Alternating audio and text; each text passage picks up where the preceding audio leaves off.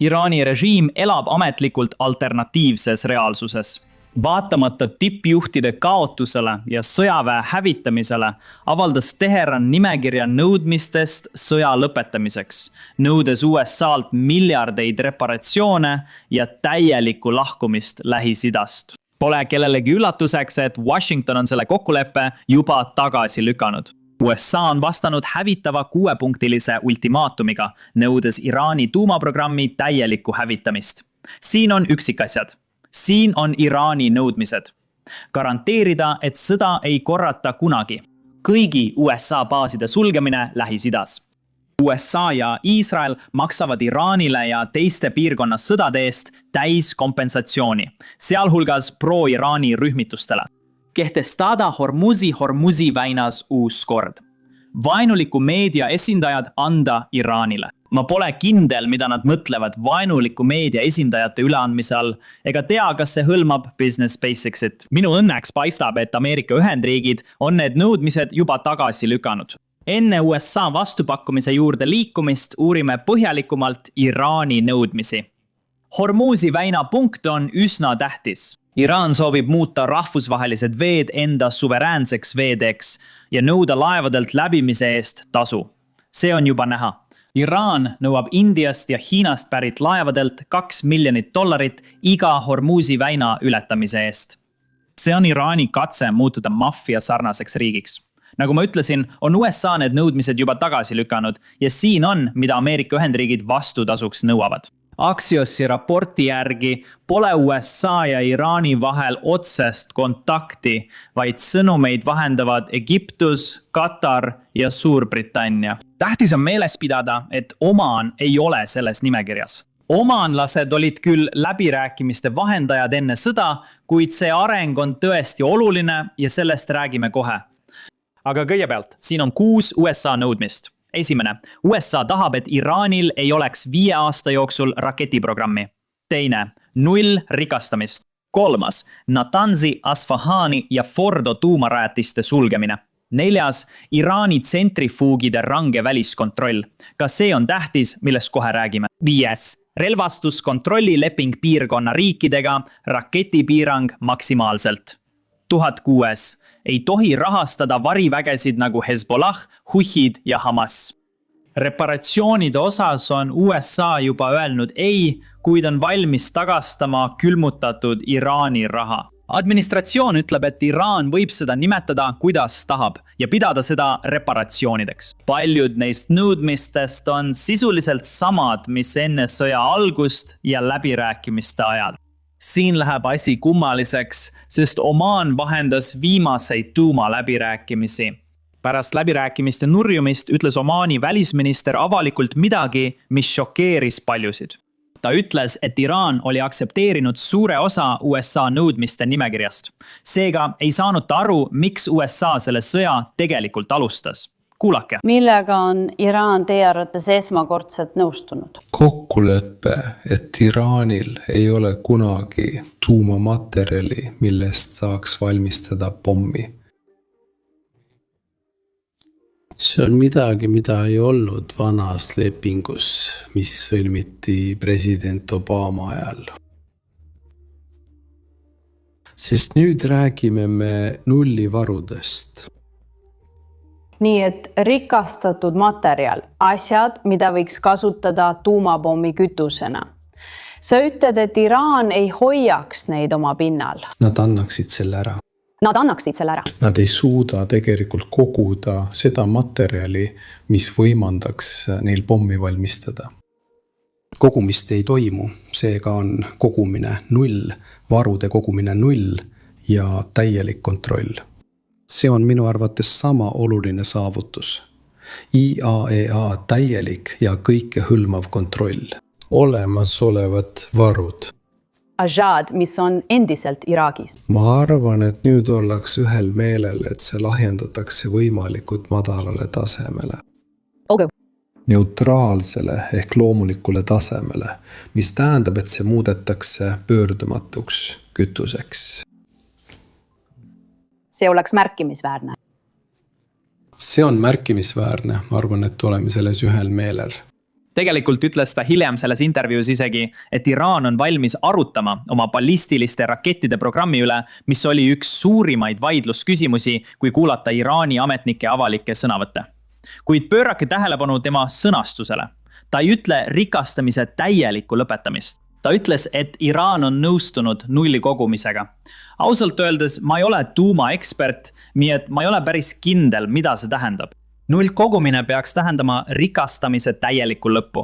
Kui ta seda mõtles, miks ta neid sõnu ei kasutanud? Klipi lõpus ütleb ta, et usub, et mõnes punktis saavutati kokkulepe. See on samuti segane. Kas kokkulepe oli või mitte? Ta usub.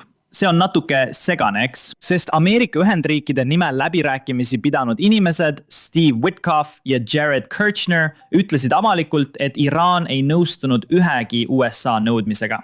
Iraani välisminister kinnitas avalikult, et Iraan ei loobu rikastamisest ega ballistilistest rakettidest. Nii et on veidi segane, et vahendaja lahkus läbirääkimistelt palju enesekindlamana kui need kaks poolt, kes tegelikult läbi rääkisid. Uurime seda lähemalt, sest nüüd on meil rohkem teavet tema motiivide kohta. Miks ta seda kõike ütles? Enne teemasse süvenemist vajutage meeldib nuppu ja tellige kanal. See aitab meid sõja kajastamisel palju.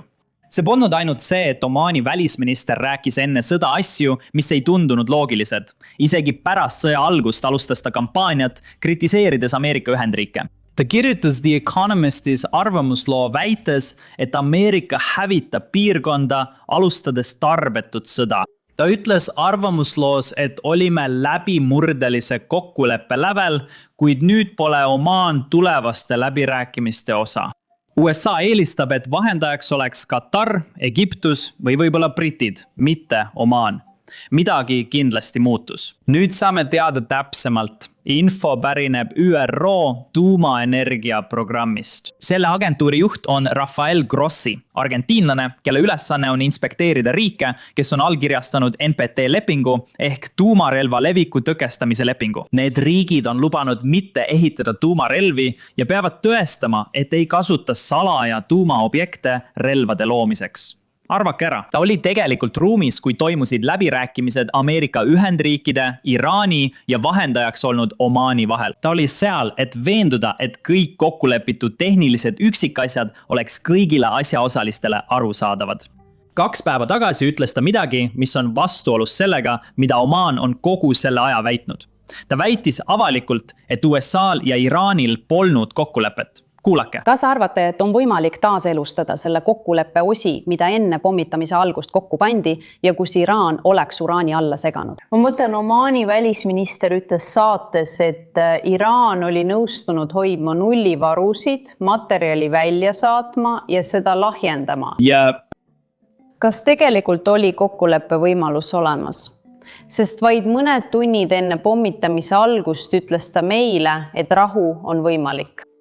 Kui käivad läbirääkimised, on alati olemas kokkuleppe võimalus. Seda ei saa eitada. Aga teie uskusite, et Iraan pakkus tõepoolest võimalust? Arutleti, kuid kokkulepet polnud. Reedel, kui pommitamine algas, kokkulepet polnud. Omaani välisminister ütles, et vajab veel 90 päeva. Kas päris kokkulepe sünniks? Ma kiidan tema pingutusi ja austan teda väga. Ta tõesti pingutas palju. Ja meil oli pikad arutelud, ta kutsus mind osalema, muidugi koos 2 tänase vaenupoolega. Meil olid väga avameelsed ja põhjalikud arutelud, seda ei saa eitada. Õilsust. Ma tunnustan igaüht, kes püüab sõda ära hoida, ka diplomaatina. Ta jäi diplomaatiliseks ja neutraalseks. Ei süüdistanud Omaani välisministrit valetamises, vaid märkis, et kõik olid vaid arutelud ja kokkuleppeid polnud. Tahan selle mehe tausta selgitada, sest paljud võivad arvata, et ta toetab USA versiooni, kuna on Ameerika-meelne. Aga Rafael Grossi on olnud tuumadiplomaatias 40 aastat ega ole ameeriklane, vaid argentiinlane. Teda on kritiseerinud USA, Iraan, Venemaa ja Hiina. Kõik, keda võid ette kujutada, ei ole temaga rahul, sest ta on tavaliselt neutraalne, mitte kellegi poolel. Kuigi riigid kritiseerisid teda 2023. aastal, nimetati ta uuesti ühehäälselt ametisse. See tähendab, et Venemaa ja Hiina, kes ei ole USA fännid, toetasid teda, sest ta tegi head tööd. Teda peetakse neutraalseks, kes takistab tuumarelva levikut. Kui kuulsin, et ÜRO energiajuht ütles, et kokkulepet pole, siis mulle ei tundunud loogiline see, mida Oman ütles. On selge, et Iraan ei loobunud tuumapommi ega rikastamise plaanidest. Seega pole minu jaoks loogiline, et Oman teda kaitses. Ja seda hoolimata sellest, et Iraan on tegelikult pommitanud Omani alates sellest sõja algusest. Nii et jah, see ei ole minu jaoks loogiline. Kui sa oled keegi, kes tunneb Lähis-Ida poliitikat paremini kui mina, siis äkki selgita meile kommentaarides. Aga Oman on nüüd oma tegude tõttu läbirääkimistest väljas. Tee omad järelused. Nüüd tuleb palju huvitavam osa. Rafael Grossi ütles ka midagi, mida kõik peavad mõistma. Nimelt seda, et ükski sõda ei hävita tegelikult Iraani tuumaprogrammi. Tuumalepet on vaja, kui tahame kindlust, et Iraan ei saa tuumarelvi. Sõda on meile lihtsalt rohkem aega andnud, sest praegu pole Iraanil võimekust kiiresti tuumarelva poole tormata.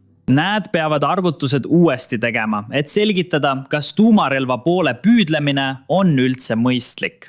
Kuid sõda ei lahenda probleemi. See annab USAle ja maailmale rohkem aega.